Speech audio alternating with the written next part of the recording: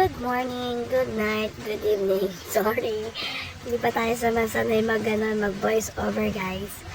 Ito nga palang video na to, nung nasa Egypt pa kami, ng mga bata, nangungupahan kami doon sa nangungupahan kami ng flat na sa hotel, na meron na siyang pool, pang hotel, pang guest, tsaka pool na parang bila, gano'n, nangungupahan kami.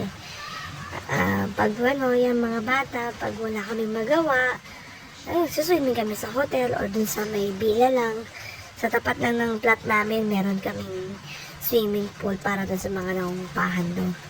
So, para for a change naman, nagtry kami ni Ezekiel dun sa, excuse me, sa hotel. Nagtry kami. Kasama namin yung mga guests ng hotel. Yan, nag-swimming siya. Malamig na nga yung panahon na yan kasi pa-winter na siya. Si Micaela, nakikit-kit, ang liit-liit pa. Wala pa siyang 1 year dyan, guys, eh. Mga pala yung asawa ko kasi pumasok. Kaya, nag-swimming kami dyan.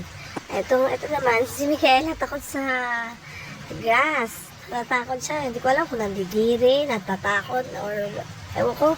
Ayan, tumapak dyan sa grass. Iyak siya ng iyak. Kasi yun na. Tapos naman siyang unang lulubog, umahon. Yan, tumabi siya sa amin. Ni Micaela, picture kami. May background music, alam niyo na, kaya nag-voice over tayo. Kasi nga, may mga guests, so syempre, pool, may music para enjoy naman sila habang nagsuswimming yung mga guests, diba? Lahat naman ng resort, diba, may mga music naman talaga sila, diba? Ayan, pakit-pakit lang. Ang sarap-sarap ng hininga ni Micaela. Nakakagigil talaga. Lumaki na si Micaela sa Egypt, guys. Wala pa siyang teeth niya, no? Yun nga, pumasok yung asawa ko sa trabaho. Pag gabi, umuwi siya pag out niya. Sa kabilang hotel siya, sa Domina. Nagtatrabaho siya as a chef, sushi. Minsan, pag wala sa sushi, doon siya sa Garde Manger. Yun ang trabaho niya. Pero ngayon, wala na siya doon. Nasa ibang hotel na rin siya. Yan yung panahon. Last year lang to. Naipon na kasi sa cellphone ko, guys. Kaya pagpasensyahan nyo na, late na yung mga video ina-upload ko. Hindi na siya updated sa live namin talaga ngayon. So yun, naglakad-lakad kami, nag-ikot-ikot kami sa hotel.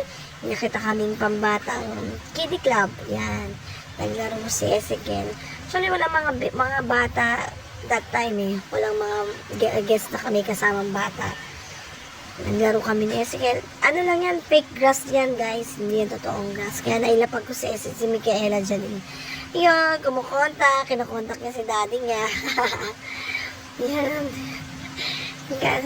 Nalapag ko siya dyan, hindi siya natakot dyan, naglalaro lang. Ewan ko ba nasa akin nakakarga yan. Yun lang, bye!